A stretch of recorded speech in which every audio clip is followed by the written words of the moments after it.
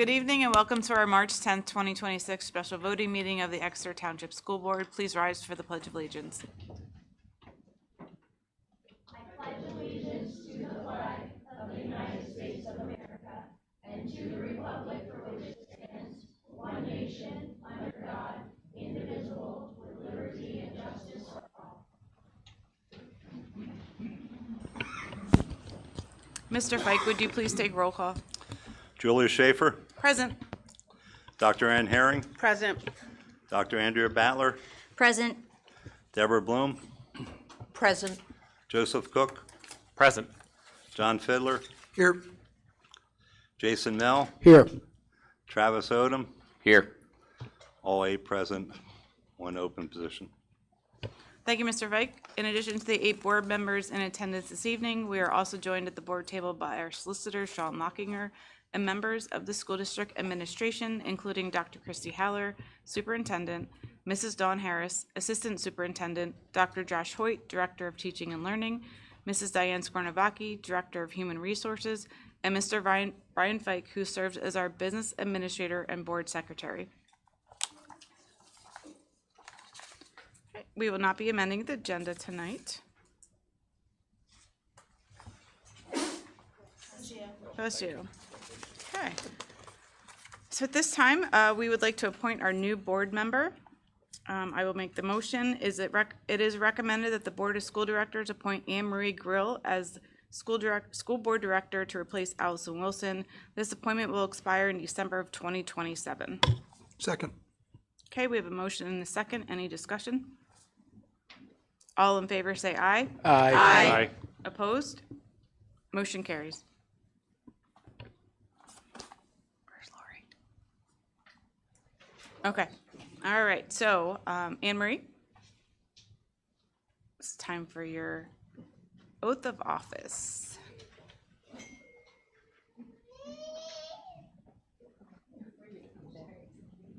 Where do you want it? Let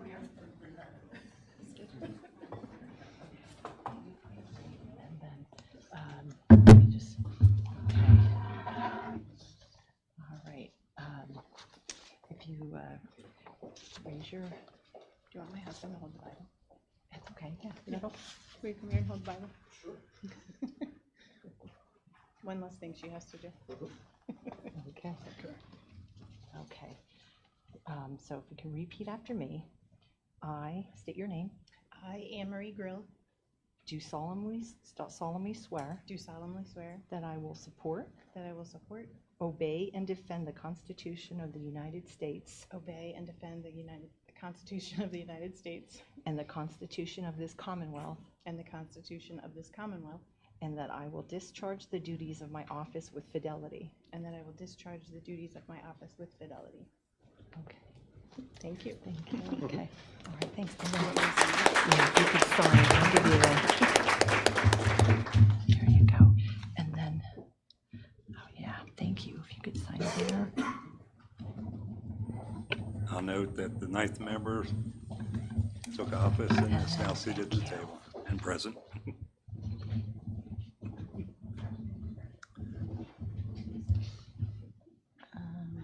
Oh, 10. Thanks. 10. Okay, perfect. Okay. Congrats. Thank you. Anne Marie, before you move on, would you like to have a picture with your family?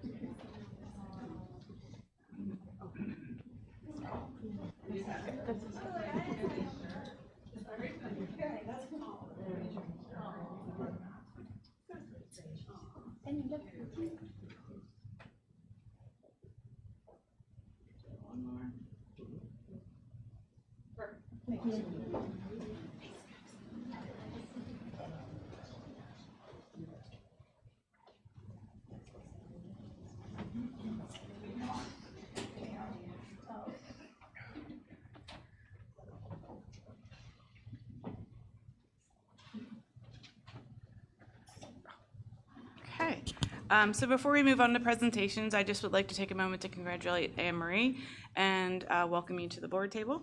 Thank you. And I'd also like to say a big thank you to all the candidates who stepped forward and interviewed last evening. We had an impressive panel of candidates, all interested in the mission that we have and desire to serve our community. And it was very, for me at least, inspiring to see everyone's passion at the table as we did interviews last night. So thank you to all the candidates. And up next, we will have a presentation. We're pleased to welcome Riften's reading team. Meredith Hoodham and Cara Bagoli, sorry. And Mrs. Becky Bush. Good evening. So during the March Committee of the Whole meeting, our district teaching and learning team alongside of Dr. Haller presented to you Exeter by the numbers.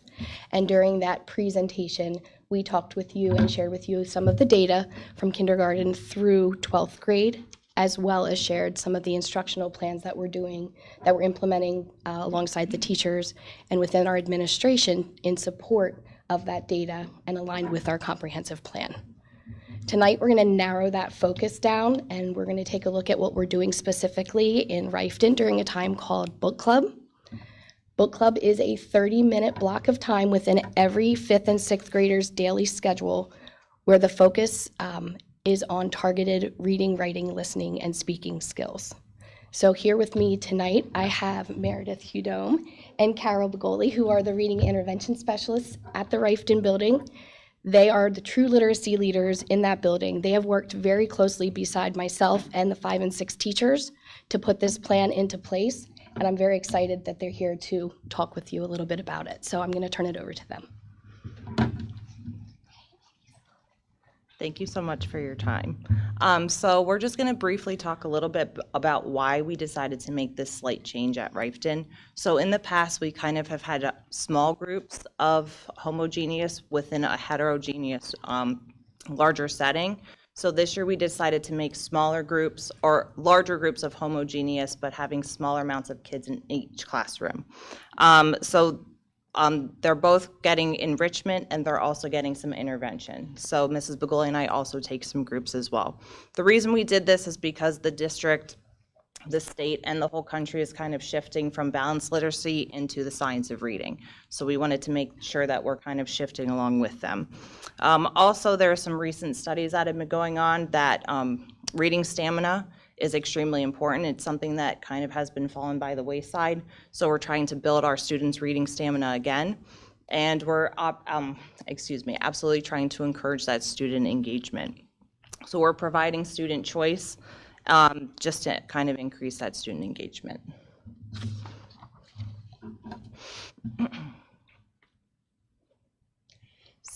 So as Meredith said, student engagement seems to be the number one thing that we're looking for during book club.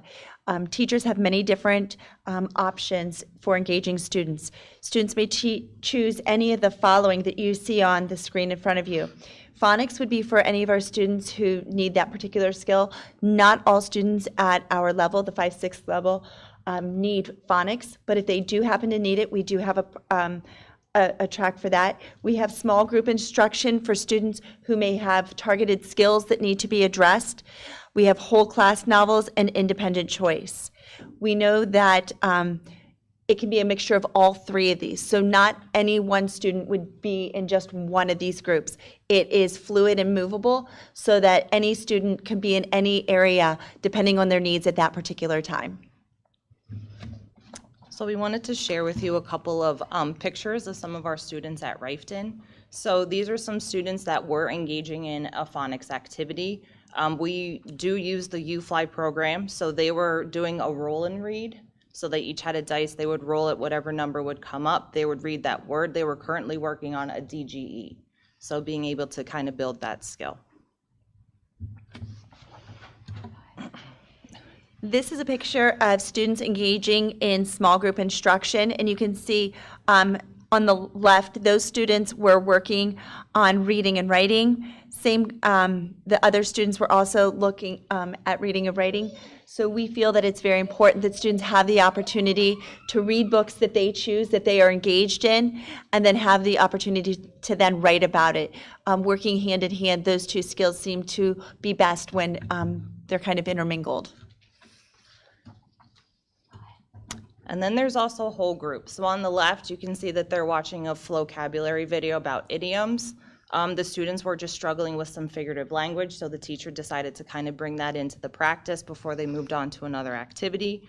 On the right-hand side, those students are doing a whole class novel. They are reading Bud Not Buddy, and that day they were starting chapter 5. So the teacher does a little bit of reading. Sometimes they'll break off into smaller groups, and they'll read in smaller groups before they come back and have a larger group discussion. So we talked about engaging students, and these were a couple of the activities that we chose to do with students. Last week, we were fortunate enough to celebrate Read Across America Week. So these were some of the activities that we had done in classrooms with students. They were creating jerseys for March Madness, Reading Madness. And then in the other photos, you can see students were, they had selected their own novels and they were reading by flashlight. They were camping out and reading in their tents. So we have about 5 videos for you to watch. These are just some of our students at Rifton that are just going to explain some books that they're currently reading, what they enjoy about book club, and then how book club's also helping them in their reading as well. What do you enjoy about book club? I enjoy being able to like read with my friends, share with my friends, and just like overall read.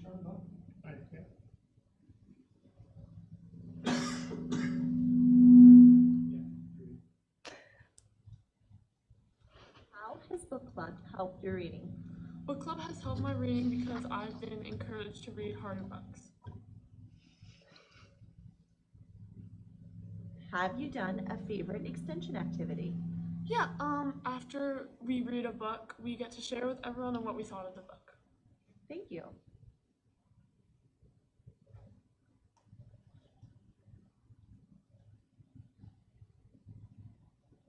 Hi, can you tell me what book you are currently reading? I'm reading Gary Polston's World of Adventure, Danger on Midnight River. What can you tell me about what you enjoy about book club? I enjoy hanging out with my teacher and reading new books. How has book club helped your reading? It helped my reading to encourage me to practice all day and night. Have you done any favorite extension activities? I have. I played book bingo. Thank you. Oh my gosh. I know. He thinks he's bingo. Heard of the Overlander? What do you enjoy about book club? That it's sort of like a break from class and I can just relax during it. There's no, I guess, excitement, expectation, I guess you could call it. How has book club helped your reading? I read books that I would typically read on my own. Wonderful. And tell me about an extension project that you have created. We did this for Slacker, which was our first book that we read in book club. We did this, well, we got picked between 2 things, a new book cover or a podcast about it. And I picked the podcast and we got to pretend we're interviewing one of the characters from the book. Wonderful. Thank you for sharing.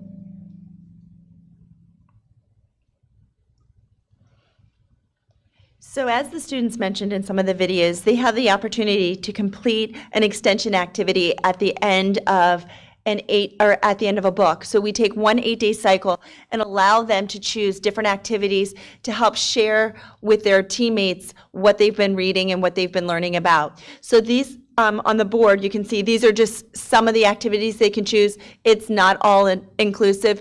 And the students sometimes bring their own activities to us and say, hey, I would like to try this. Can I do this to share my book? And of course, it's always encouraged. So these are just some of the fun extension activities that we use at the end of reading a book for that 8-day cycle of enrichment then. Does anyone have any questions for us? Yes. I had a wonderful teacher at Jackson Wald many, many years ago who read to us 2 books. I call them by Boy George and Girl George. Boy George was George Orwell's Animal Farm, and Girl George was George Eliot's Silas Marner. She read those books to us front to back. Are teachers doing that in 2026? No, they are not currently reading them front to back. There are some ELA teachers who have maybe some of the students who need a little bit more intervention that will read a small portion before she or he lets the students continue on with the reading, maybe to discuss vocabulary, maybe to focus on some of those phonics skills, but our teachers are not solely being the ones who are reading that text.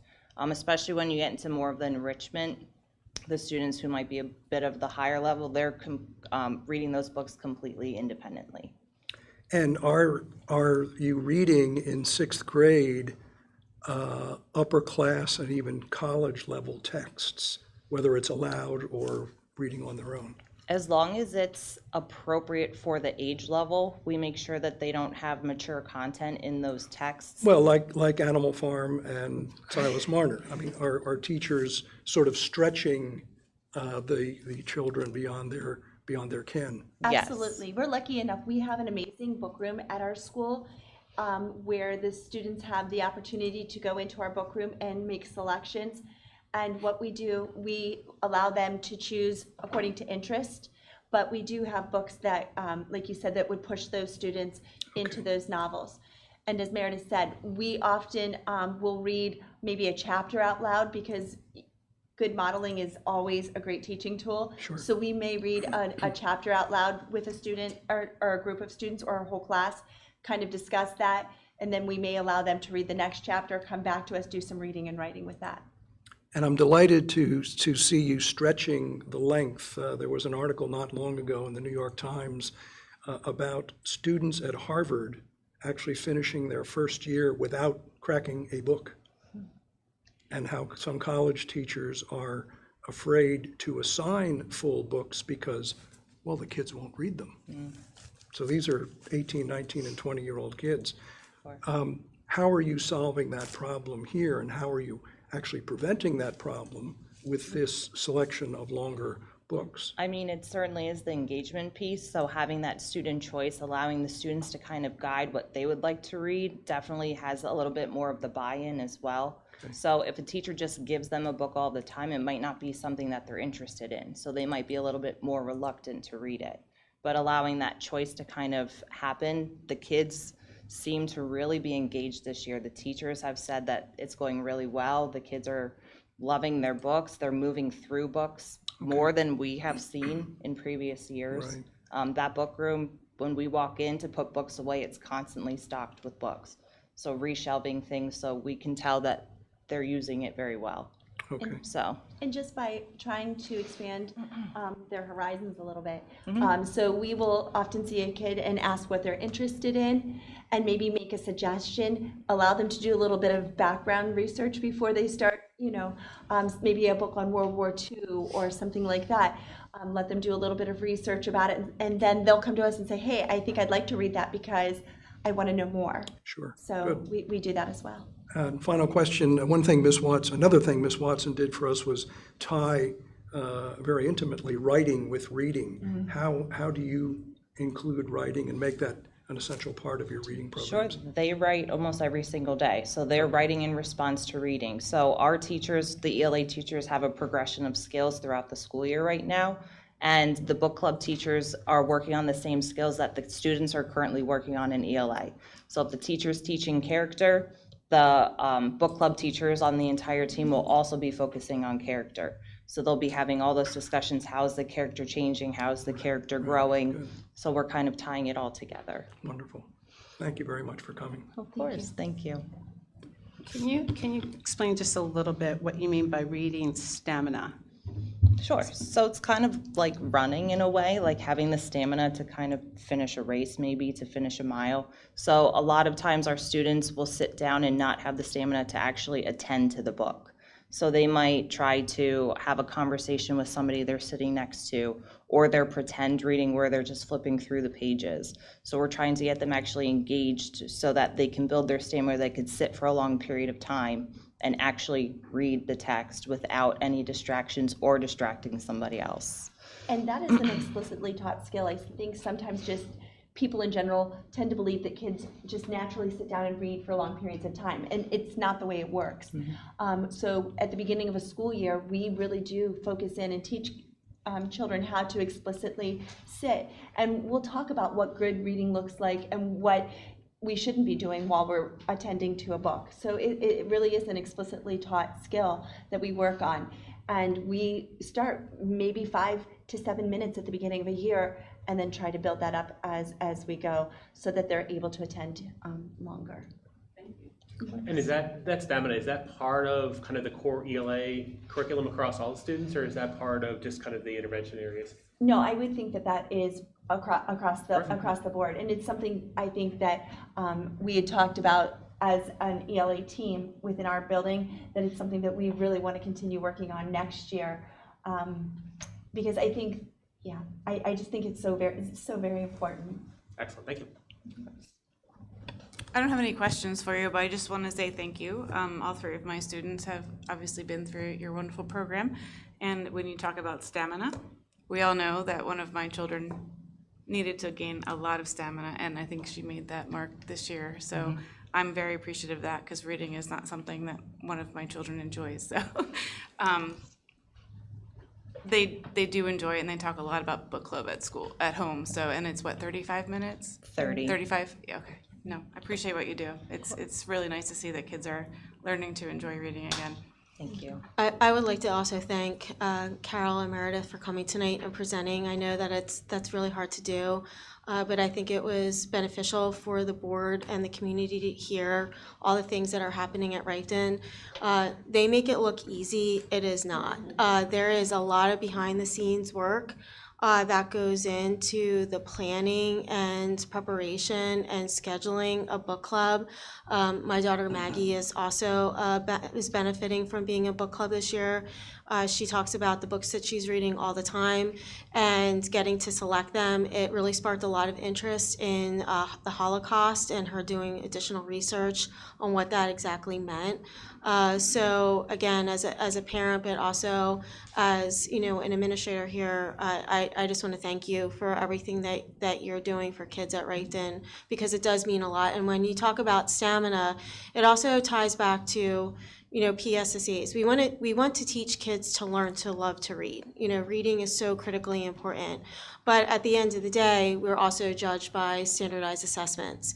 And what we're finding is that it's not at times that our kids aren't able to answer the questions. It's the fact that the length of the test is so long. These kids sit for a couple of hours over a course of days reading extremely long passages about things that they may not be interested in, and then having to answer questions about those things, and then also write responses to that. And you need to have critical reading skills.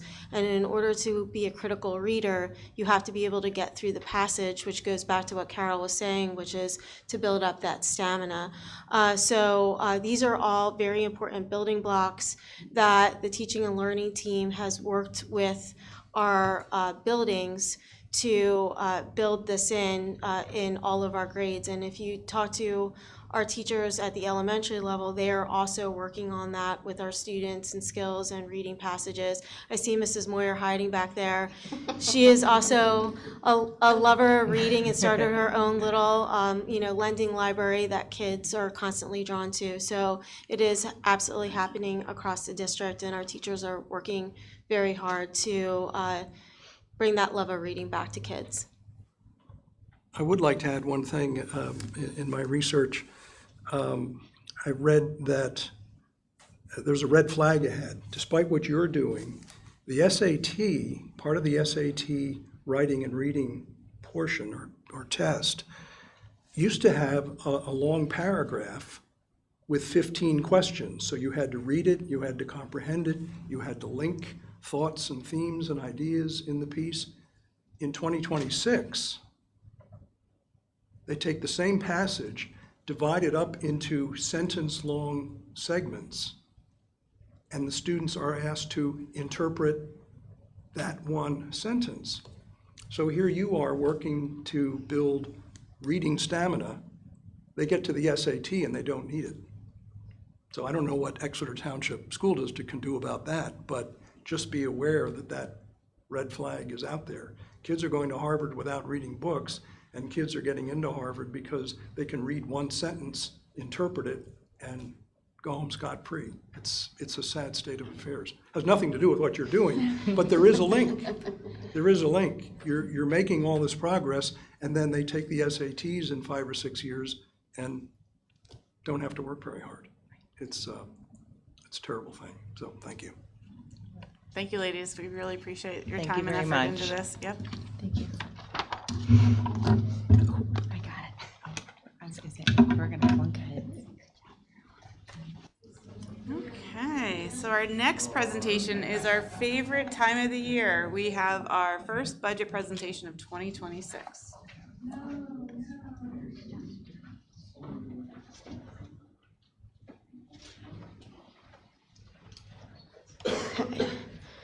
So we're going to bring up our budget presentation. It is a very brief presentation by design. The presentation has been created with the idea of giving the community and the board a first look of where the budget is. As we have mentioned before, the majority of our funding for the school district comes from our local tax base. That's the way that this works in a suburban district. It's not typical of other suburban districts. We do get some state funding, and we do get very, very little federal funding. So if we could go to the next slide. As we know, this is anticipated. This is a work in progress. We're building this based on assumptions regarding salaries, regarding insurance, regarding just bills, the water bill being one, for instance. So this is where Brian is his starting point. He's looking at what we spent last year, what we spent the year before, where we are right now, and building our expenditures based on that. At this point, you can see that we're over around $92 million for what we're anticipating the budget to be.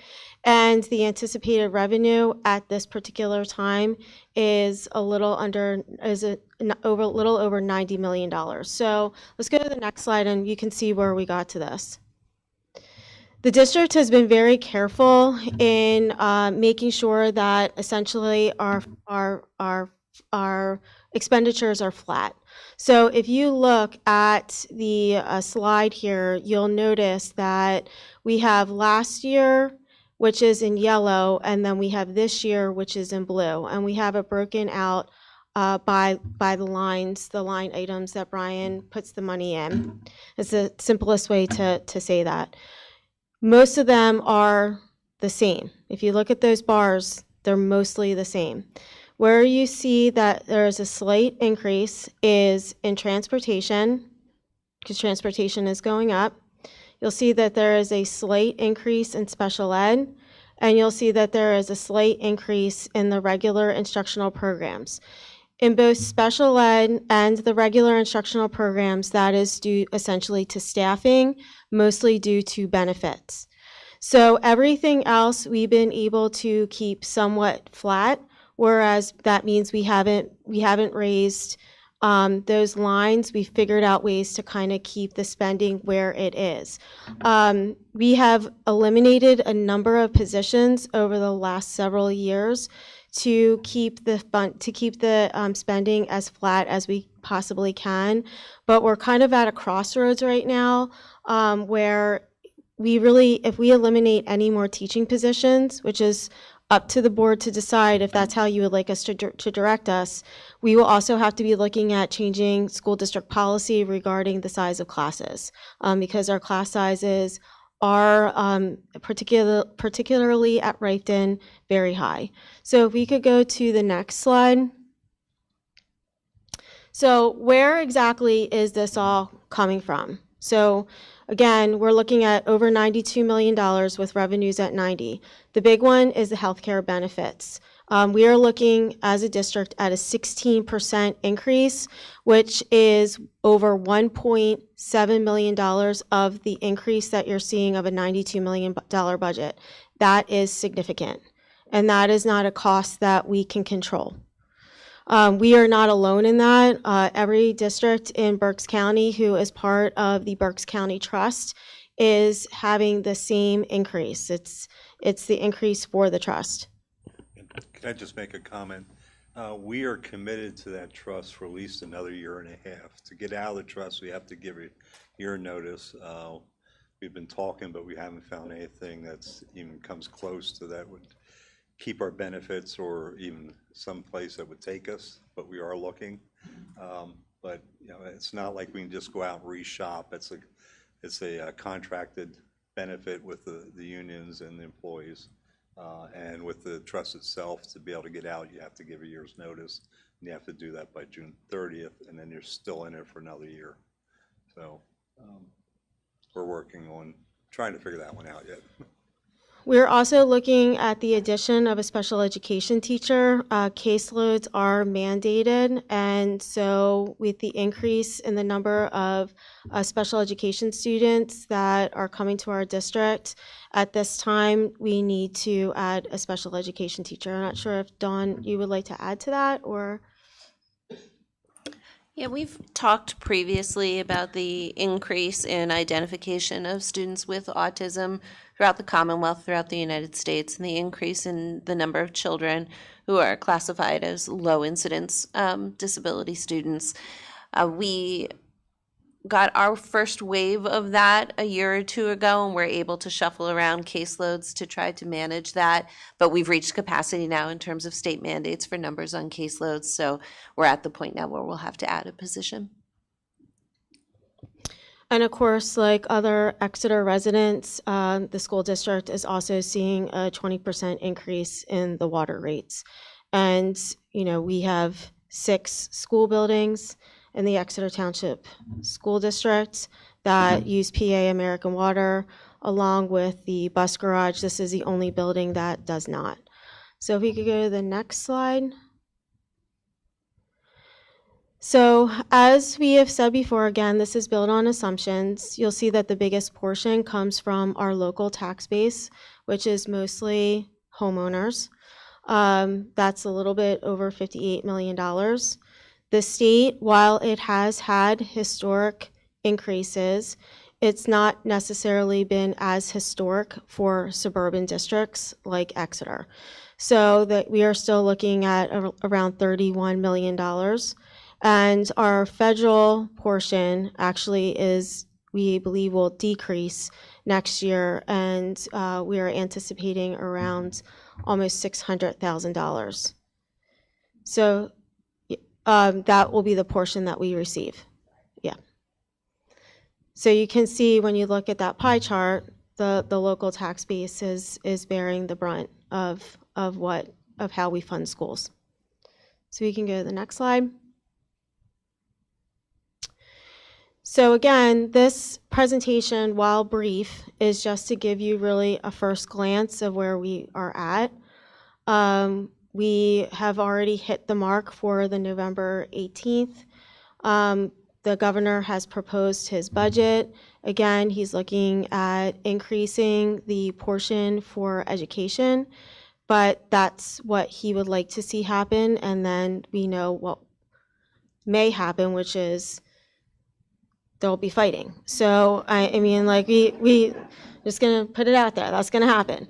And then somewhere around the fall, we might wind up with a budget. I hope that's not what happens. I hope they hit the June 30th timeline, which is what we're expected to do. Like, we can't delay our budget. We have to have a budget, but they seem to be able to get away with delaying theirs. So we are Myself and Brian are watching very carefully what is happening with the conversations regarding the budget. Both myself and Brian will be at the PCIU's legislative breakfast in March, at the end of March, talking to legislators and advocating for increases to state funding. A lot of things that we have to do in education are mandates that are not funded, which also makes this very difficult. So again, this is a first look. This is where we're at right now. We do not have all the numbers, but as more numbers roll in, we will be updating the board to let you know where we are in the process of the budget. Does anybody have any questions? I have questions. Make a quick go ahead. correction. That 5.3 was last year's index, and this year's 4.7. So there's a shortfall that we're showing of nearly $2 million at $1.95 million. Brian, how much of a tax increase are we looking at in order to fill that gap of $1.95 million? Right now, to break even, it'd be a little bit over 4%. Okay, so we're looking at an over 4% tax increase to cover that, assuming we can't chip away at any more expenditures between now and, the end of May or June when we need to get this done. On the health insurance, the trust, I guess there's a few questions I have. The Berks Health Trust indicated they have 5,000 member contracts that cover 13,000 lives. Do we know how many member contracts that Exeter provides, or what portion of that is just Exeter School District that's a part of that trust? Excuse me, but Diane said she can answer it. Just a rough estimate, I'm just curious. We have about 500 employees in the health trust. 500 employees? But how many belly buttons? Brian would like to know how many belly buttons? I covered individuals, I'm sorry. Oh, The old school. Yeah. We used to call belly buttons. I'm Yeah, sorry. so I would, and this is just an estimate, because I don't have the numbers in front of me, but out of the 500 employees, we have that split pretty much a third, a third, a third. We have a third that are single coverage, we have a third that are two-person, and then we have a third that have family coverage. Around Sure. 12 to 1,400. Yeah. Covered, yeah. Some of the things I've seen mentioned online that I just want to confirm that is not true. I've seen that it mentioned that the employees do not pay premiums and that they get free health coverage. Can you confirm that it is inaccurate? That is inaccurate. Okay, great, thank you. Also, with the Berks Health Trust, my understanding was that deductibles were increased this past year as well to help That's fill correct, some of and this. co-pays. Okay. So the last slides I saw from the Berks Health Trust indicated that they were targeting somewhere between a 10 to 12% tax increase, but now we're saying it's not tax increase, sorry, 10 to 12% rate increase, but we're showing here 16%. Is that truly what's happened now? Is that they've increased that now to 16%? The last meeting that they had, they said it was looking around the 16%, or they'd have to have additional contribution from all member districts, but still come out to one and the same amount, a cash payment. Okay. And the only options, now you had mentioned we're committed to another year and a half in the Berks Health Trust, but in terms of other options outside of the Berks Health Trust, we're either looking at becoming self-funded ourselves, correct, or going to another trust. Those are really the only two options? Another trust or direct insurance. But the problem with direct insurance, you have to match benefits because the benefits are contractual with the unions. We'd have to get the unions to agree to change their benefits structure. And they've actually been somewhat beneficial to agree to the higher deductibles because we doubled their deductibles this year just to try to get the total increase down for all districts. Okay, great, thank you. That was all the questions I had. Does anybody else have any questions? Brian, the slide said that 90% of the shortfall is due to the health care. Are we absolutely locked into that? For at least another year and a half. Another year and a half, so we can't just walk away? I would say no. Okay. We're in a contract. And what would happen if we were to do that? We'd probably be in court. Yeah, okay. Well, I don't want to do that. Quick question, I'm sorry. When you talked about the decrease from the federal government, that's usually pretty, I don't know, I don't even usually take that half into consideration because I don't think we usually get that much. But how much of a difference was that? About 350,000 in total. Oh, just about three, okay, all right. So our funds that come from the title government come through the title funds. The majority of the money comes from Title I, which is partially how we pay for our reading specialists.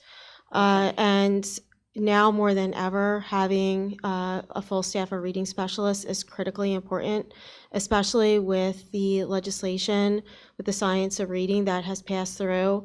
Part of the requirement under the science of reading is that students who receive intervention will each be required to have an intervention plan, a personalized intervention plan, which will also have to be uploaded to the state.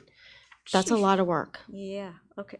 That's a lot of work. So that again, 350 that is a very looking at Becky, that is a very expensive, unfunded mandate.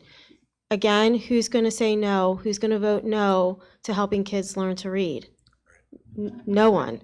But who is paying for this? It's local school districts who are funded by their taxpayers because we don't receive a lot of federal funding through Title I, and we don't receive a significant of state funding. Right, most If of this the is- oh, go. decrease was in IDA. We used to receive closer to 870,000, I think is what, 508 this coming year? What's IDA? Forgive me. IDA. What does IDA stand for again? Oh, IDEA. Sorry. Sorry, gotcha, okay. And- Special education. Yeah, right. Okay, sorry. And this question might not pertain to right now, but, oh my goodness. Okay, so the science of reading, sorry. The science of reading, when they say they have to have this uploaded to the state, each person's individualized plan, who at the state is keeping track of this? Is there, I mean, That is anybody? That is a great question. Oz? Okay, because I was just wondering, I mean, they're expecting us to do this, and Yes. I expect that's a lot of time, energy, and, completely inefficient in most cases, if no one's even checking it. So, okay, and we're already following our kids, as we saw with We Becky's do, with and- Miss Bishop's presentation and your presentation last time with the star and, all these different things, and so now we have to write it out and upload it to the state? Yes. So And why do we like the science of reading then? Well, and we are ahead in that regard than other districts because we already had part of the legislation is require a benchmarking system in Right. place, which we have. We have Acadians. We've been using Acadians for years. Our teachers and reading specialists are very well versed in using Acadians data. We have already been providing training. All of our reading specialists have gone through letters training, which is one of the premier trainings for teachers to deliver the science of reading. So we're ahead in that regard because we are very fortunate in Exeter that Julie Klein, who was the reading supervisor years ago, had the foresight to make sure that Becky and Rachel Gerlich became trainers. So we are way ahead than other districts. We have implemented UFly, which is that decoding phonics piece, again, which is part of the legislation. And now we are looking at that next step, which is looking at a very comprehensive K through 6 reading program that aligns to the science of reading and making sure that all of our assessments are aligned.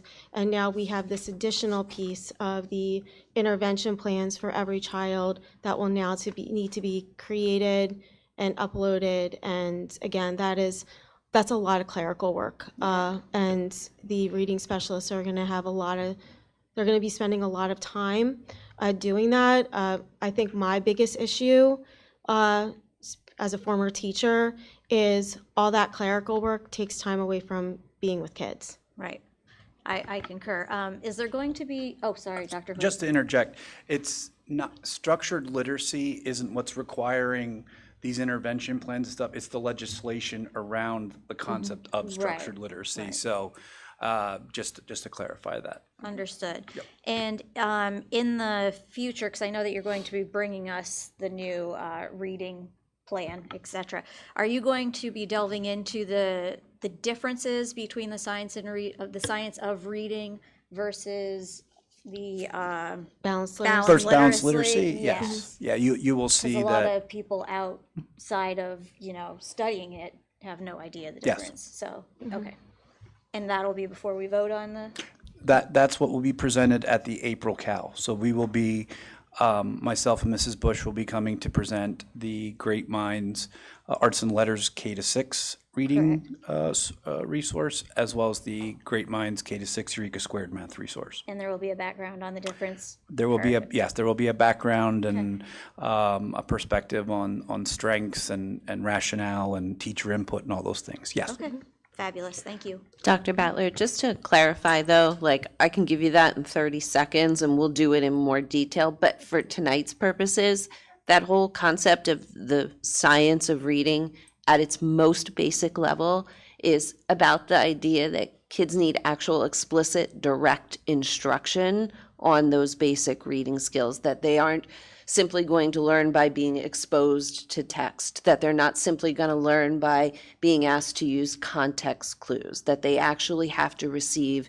explicit instruction. That's the basis of the science of reading. It is what we used to do a very long time ago. It is what we have always done in special education programs because that level of intensity requires that type of methodology. But because it has proven itself to be successful over and over and over again over time, it is something that the state has come back to now and is promoting as the best way of being able to teach reading skills. Sorry. And will we be discussing the reason they got away from it and coming back? That is a great question. Yeah. That is I a can great send question. information too if you're Okay. interested. Okay. Absolutely, So- yes. Well, I mean, truth Dr. be, Hoyt beat me to it. truth be told, Sorry. truth be told, in education, the pendulum swings. Swings, Yeah. sure. And, we just, the state the just math. a couple of weeks ago passed legislation around cursive writing. Right. So, Again, something we used to and do. that's something that we used to do. And then they said, no, you don't have to do cursive writing anymore. And then there was a study and, we figured out that cursive writing aligns to how kids retain information. Correct. I'm a big fan of cursive writing, Catholic school kid, 13 years, how do we not teach kids how to sign their name in cursive? It's a thing, kids should know how to do that. So when I had the opportunity to step into this position, one of the things I said to Becky was, I think it's really important that we bring back cursive writing.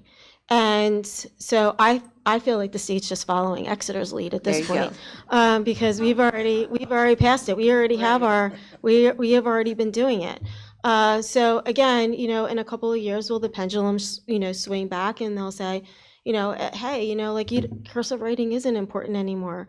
I think that sometimes school districts, regardless of how the pendulum swings, you have to, as the governing body, along with your administration, look at your students, look at your community, and you need to determine what is important here for your kids to learn. Again, truth be told, Exeter was never a true balanced literacy district. Because some elements of balanced literacy go back to the days of whole language, which was something very popular in the 90s. Exeter always had a very explicit decoding, a piece for phonemic awareness and phonics. Where we started to move away from certain elements was that metacognitive, those skills where we were talking through the text, talking to the text, and the writing. That's the piece that Exeter really slipped away from during COVID, which we have been bringing back on our own. But we do really believe at this point that we need a comprehensive reading program for the district to ensure that K through 6, for a lot of reasons, equity, consistency, that we have a program that kids and teachers are all using. So hopefully that answers your question. It does. Thank you very much.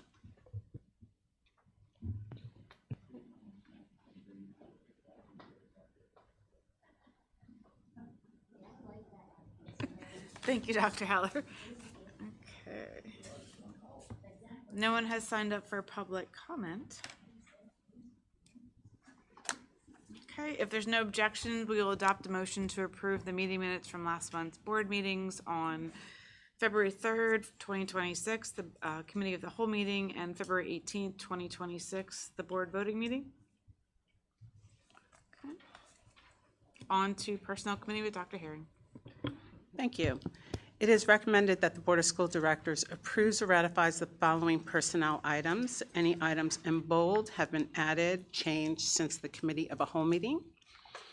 Item 1, resignations. 2, appointments. 3, transfers. 4, change of status. 5, leave of absence. Second. We have a motion and a second. Any discussion? For the new business teacher, is that to take over the new thing that we have to do for the state for the graduating classes going forward? Or is this, because I didn't see anybody So that retired. we had a Sorry. retirement. I So missed it. yes, Okay, we had a sorry. retirement. So the position is to fill the retirement. But we the new personal finance course, again, which is a state mandate, Right. can actually be taught by a multiple teachers. It can be taught by a math teacher. It could be taught by a social studies teacher, family and consumer science. So we actually, instead of hiring someone back for Mr. Freeze, for Justin Freeze, who also retired, because we had enough math teachers, we opted to replace that position with a social studies position, so that person can pick up some social studies sections as well as pick up some of the personal finance sections. So we, when we are looking at hiring, we are looking at every single position, we're looking at enrollment numbers, and then we're making a determination of where we can best fill the needs, so that we aren't just hiring people and not have full schedules. Thank you very much. Yep. Any other discussion? All in favor, say aye. Aye. Opposed? Motion carries. So I'd just like to congratulate Reagan, who is in the audience. This is where we embarrass you. So Reagan is actually an Exeter grad, so she's coming home here to teach in the school district, and she's coming to teach in Rifton with Mr. Vecchio, who, and this is how old Mr. Vecchio is, he was her teacher, so, yeah, so, but that's a credit to Frank, so welcome, and we're excited to have you come on board. Yeah.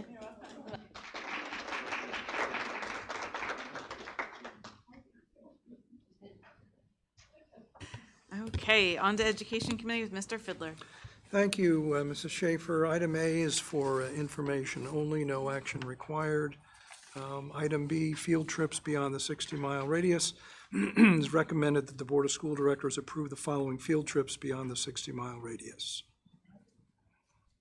Second. Okay, we have a motion and a second. Any discussion? All in favor, say aye. Aye. Aye. Opposed? Motion carries. Item C, conference requests. It is recommended that the Board of School Directors approve the following list of staff conferences, and they are in bold, which means they are all new since the cow. Second. Okay, we have a motion and a second. Any discussion? All in favor, say aye. Aye. Opposed? Motion carries. Item D, district calendar. It is recommended that the Board of School Directors approve the 26-27 district calendar as attached. Second.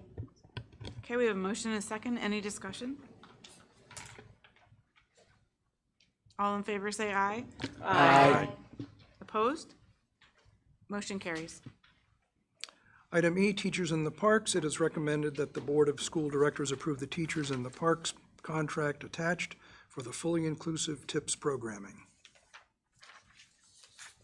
Second. Okay, we have a motion and a second. Any discussion? One question, can someone from administration clarify what the amount is that's coming out of the general fund for this? Not in grants? Sure, sure. So we have 8,000. I'll do the math real quick for you. So 8, 11. Let me do some math and I'll get it for you real quick. That's But it's- okay. I yeah. mean, I was just looking for a rough idea. More 11. curious. It's about, I want to say like 6.5. 6,500? For the first one there, so if you take 8, 11 for the first payment, and then overall it would be, it's about 50% of the overall cost there. It's about 9,000. Yeah. Okay, thank you. Yep. I'm going to be abstaining from this because my spouse is on the board of And TIPS. what I can do is, I'll just follow up with the board a breakdown of the 3 things so that it's all broken apart. so Thank you. can see that. Yep. Any other discussion? All in favor say aye. Sorry, quick question, I mean. When we were talking about tips, I think it was Mr. Fiddler who asked if there was any, like, follow-up of the students, how many they, whether they went and, you know, how they did. Are we allowed to ask them to do that this year? Like, to see how many sessions they attended, and just so that we get a better idea of how it's going? I believe it goes very well, but just, you know, for community. Yes, we had that written into the contract explicitly, that they needed to collect attendance, so it could be reported back to the board. Thank you. Did I miss that? Yeah. That's all, I'm sorry. It's okay. That's all right. No, It's okay. But I do want to confirm that. No, I did bring that up last time because I think it was close to, like, we're paying, if you divide the total number, we're paying close to $600 per student. And I think only 4 students went last year, so we're forking out a lot of money for a very low return on our investment, so. And just to confirm, it was in the contract last time? Not explicitly, but we asked them. What was in the contract last time was that they collect attendance data on our students who were being paid through Title III, but they did not collect it on the other students. So that was a wrong assumption on our part, so we wrote it that they needed to collect it on any student that attended. Awesome. And then we will be able to see all that information. Yes. Great. Sorry, but because, do they also use any type of, okay, I shouldn't say that this way. I'm sorry. Let me rephrase what I was trying to say. So at the beginning of the year, I know we do the STAR and the Acadians data, right? At the beginning of the year to see if there was any loss over the summer, et cetera. Is there any way, and I don't want to say target this group, but is there a way to see how tips might have affected them? So whether we could, you know, whether we can say whether it was great, good, better, you know. No. So what we're going to be able to do is, now that we're going to be able to see exactly who attended, as long as they had a spring assessment that before, when we do the fall benchmark, that is now something we're going to be able to look at to see. I mean, there are still certainly a lot of other factors that go into that over the summer, but it is something that we have discussed and taken a look at now that we'll know the actual number of students and as far as their attendance went. Who won't have a benchmark? Because I thought everybody got benchmarked in the If somebody moved in over the summer, understood. that could happen. But they're not, but we wouldn't be paying for them, would we? Like, you could have somebody, we have move in sometimes right at the midpoint, end of May, and things could change. We realize that the student perhaps has needs. Yeah, Okay. so it's a small instance that may occur, but I'm just giving you all Gotcha. the possibilities, so. All right. Yep. Thank you, Dr. You also White. have sometimes Thank have students who have extended absences during that window, Sure, sure. things like that. you. Okay, thank you.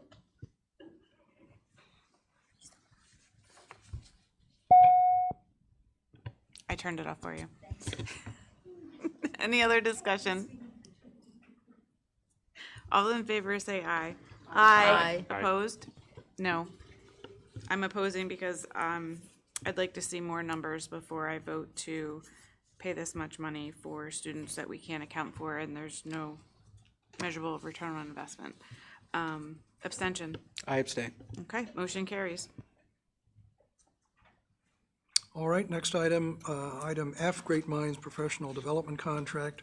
It is recommended that the Board of School Directors approve professional development sessions from Great Minds for teachers in grades K to 6 in math, 5 to 6 in English Language Arts. Second, We have a motion and a second. Any discussion? I'm just making it clear that this does not go into effect unless we approve the Great Minds after next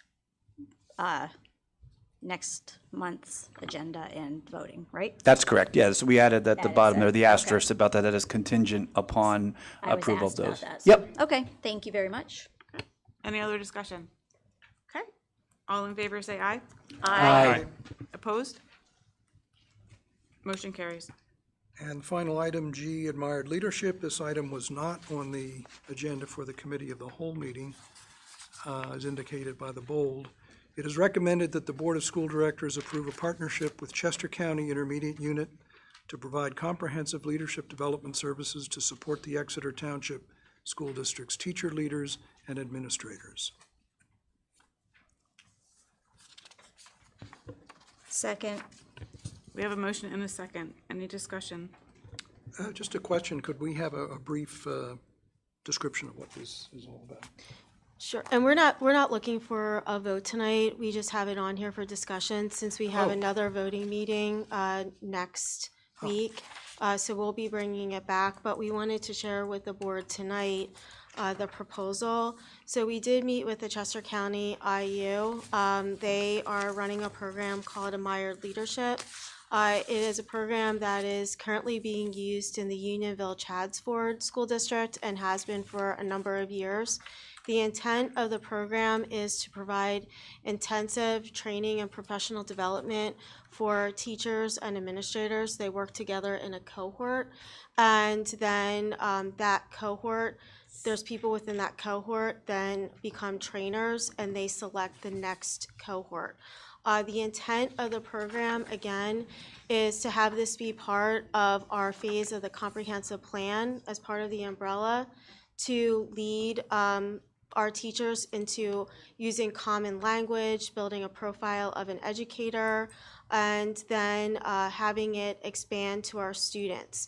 Admired Leadership is currently developing a student program for K-12 students to build leadership skills there. So we are going to be starting to work with teachers and administrators first, and then once the program for K through 12 students is developed, we'd like to also bring that piece as well. So that way it's the development of, again, leadership, but it's being done through common beliefs and values that we're building and a structure and common language. So our teachers are all talking the same way, our administrators are all talking the same way about leadership and these types of skills. And my understanding is this is going to be a state-funded program that's not coming out of our budget. Is that, do I have that right? So this would be under the bucket of the Ready to Learn grant, which is a state grant, which is also some of the funds that we're using for the possibility of the Great Minds professional development, as well as some other components there from TIPS too. So the Ready to Learn grant, just as a reminder, is something that is allowed to be used for increasing student academic achievement. And this is an opportunity when we build leadership capacity for students and teachers that certainly has an effect on it increasing student achievement. So, Great, thank you very much. And that concludes the Education Committee report. Wait, Ju- Okay, hold on. Sorry. questions. Yeah. Sorry. I- No, I- we're not voting. So just to but- confirm, nothing is coming out of the general fund for that. That is all grants. This is 100% grant funded. Perfect. Thank you. Okay, and my quick question was, so under the subscriptions, I see that's $900 per participant, total cost $1,520.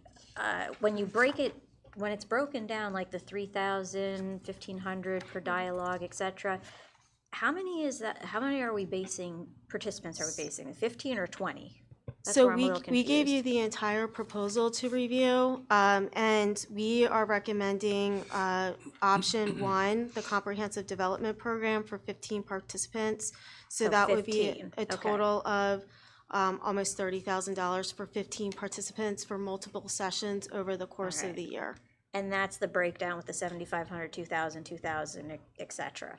Yes, Right, okay. and you'll see that every option has a breakdown, but we Oh, I felt that see. option one, the comprehensive development program, met all of our needs. We didn't want to go forward with 20, we felt more comfortable with 15. Okay.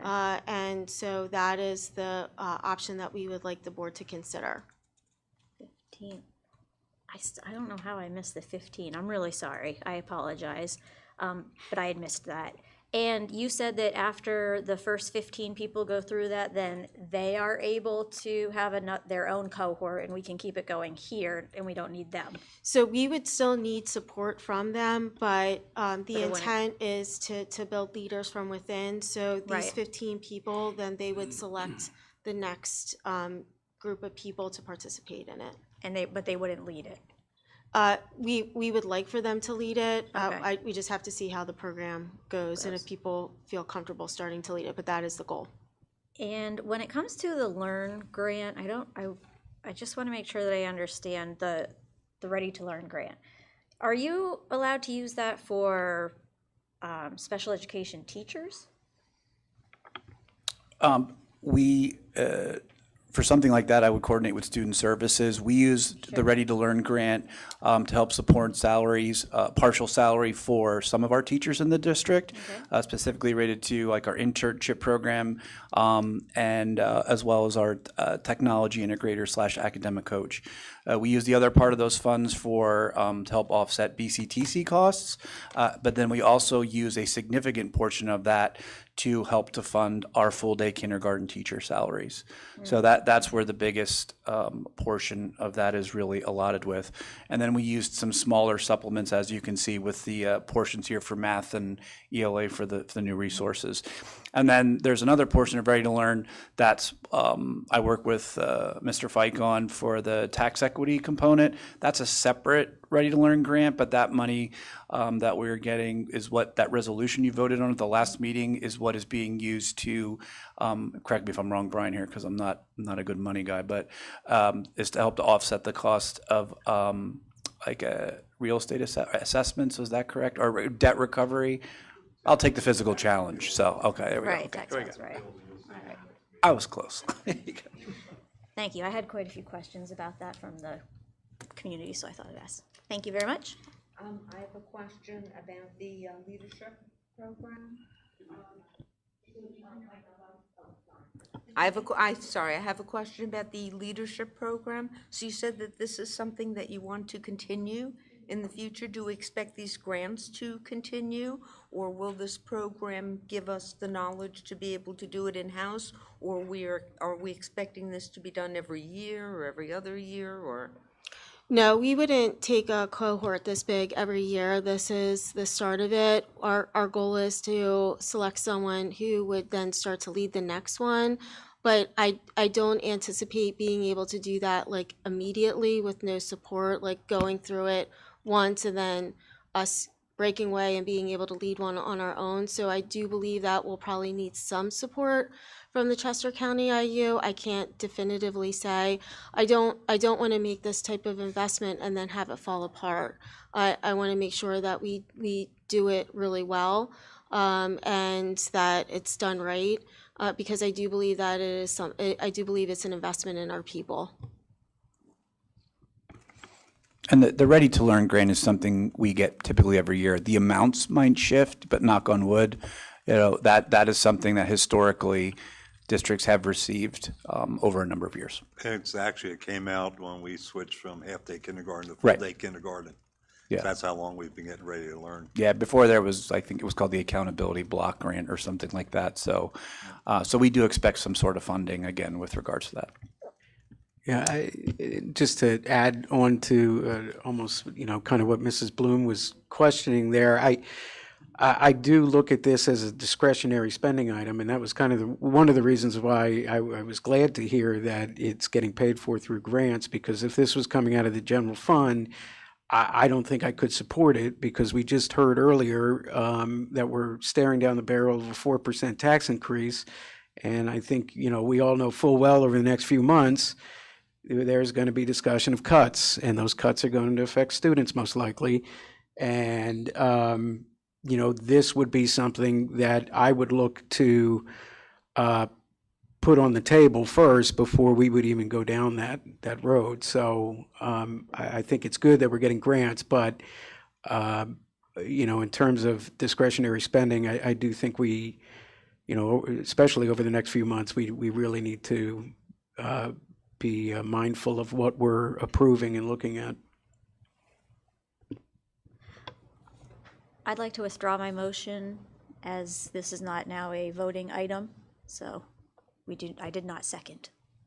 Okay, motion has been withdrawn, so this will be moved to the voting meeting on March 17th. Okay. Right. And that concludes the Education Committee report. Thank you, Mr. Fiddler. Okay, on to Finance and Audit Committee with Mrs. Bloom. Okay. It is recommended that the Board of School Directors approve the E-rate Category 2 PEPPM mini bids for the 2026 E-rate funding year. Second. Okay, we have a motion and a second. Any discussion? Yes, could somebody tell us why this is needed and what this is for? Joe? Joe?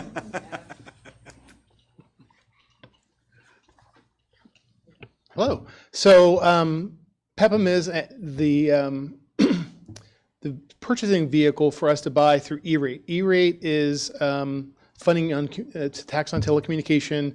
We use it to pay off things like wireless access points, networking infrastructure, firewalls, security for our network infrastructure. So this year, our wireless access points licensing is up, and so this is just the renewal for it. We do get a 60% refund based on our school lunch participation number, and going through PEPM, so we were able to bid down a very expensive renewal to a reasonable price for our E-rate. So it's needed because our access points are all licensed through the cloud, and this is just a renewal for them for 5 years. Okay, so the licensing costs are essentially the software for Correct. for the access points? Yep. Okay, thank you.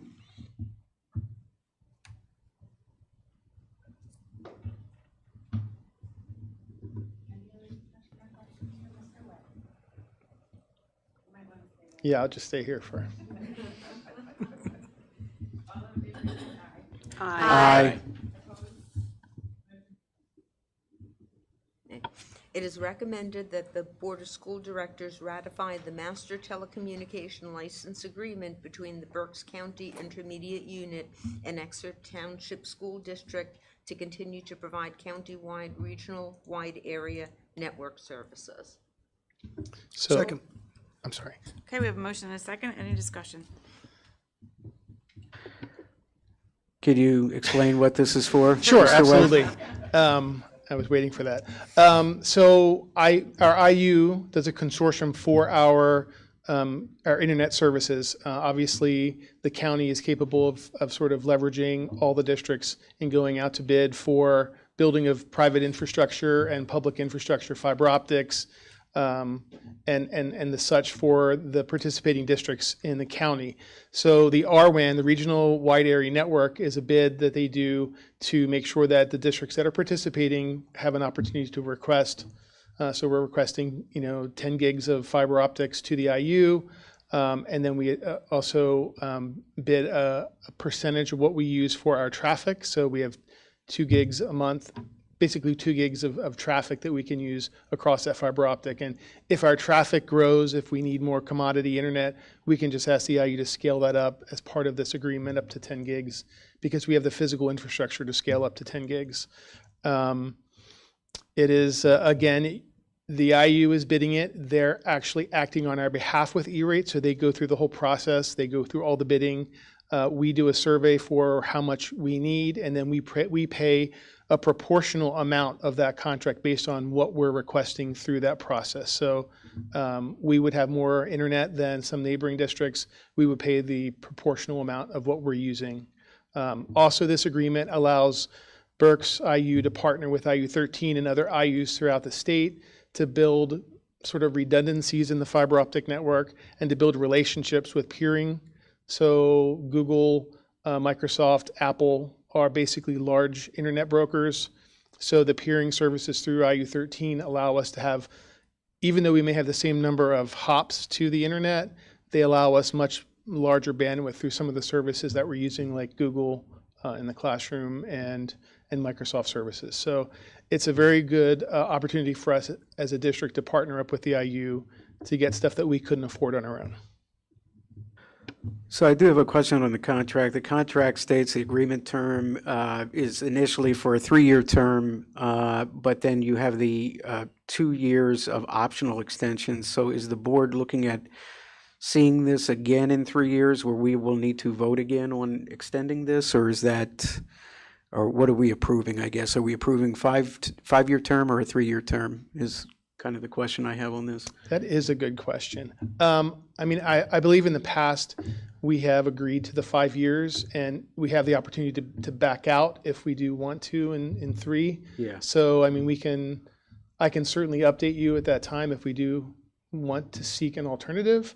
But again, the services that we're getting from the IU, we wouldn't be able to replicate on our own. That's fine. I just want to make sure that we're all on the same page, what we're voting on tonight. So if we're voting on a 5-year term and the administration is getting the authority to extend the contract, then we just need to be on the same page with that. Okay, thank you. Thank you. Okay, just want to apologize. Mr. Mel was not here for the cow, correct? Sheldon went over all of this. So. No, I was not. Okay, okay. Did he mention the extension? What's that? Did he mention that, the 3-year extension? Or Well, just everything. We Okay. had gone over that, so Perfect. I apologize Thank for you. not remembering you weren't here and asking Mr. Wade. Gotcha. Okay. Yeah, I was a little confused with that too because it says the MSA expires on 2031, and then you have the option to extend month to month for over a year, 1 year period, and then this internet service expires on the 2029. So the 2 dates were confusing to me as well. So thanks for getting that clarification. Any other questions or discussions? Okay, all in favor say aye. Aye. Aye. Opposed? Motion carries. Okay. That is it for the Finance Committee. Okay, thank you, Mrs. Bloom. Facilities and Transportation Committee, Dr. Butler. Thank you very much, Ms. Schaefer. It is recommended that the Board of School Directors approve the Atlas Transportation Contract, including ESY, for the 2026-2027 school year. It is attached. Second. We have a motion and a second. Any discussion? All in favor say aye. Aye. Aye. Opposed? Motion carries.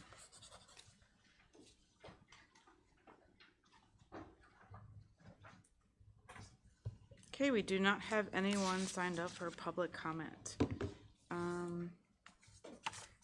Before we move on to closing remarks, I just want to announce that this week, on Thursday specifically, the Senior High's musical Mamma Mia starts on March 12th at 7 p.m. Will also be held on Friday, March 13th at 7 p.m., Saturday at 7 p.m., and then Sunday the 15th at 2 p.m. So there are many links to purchase tickets throughout Parent Square and our district website. So get out there and see it. I think I'm going Thursday. Are there any board members that would like to be heard this time? Okay. Our next meeting will be on our March voting meeting on Tuesday, March 17th at 7 p.m. This meeting will be held at Berks Career and Technology Center in Ole. All are welcome to attend.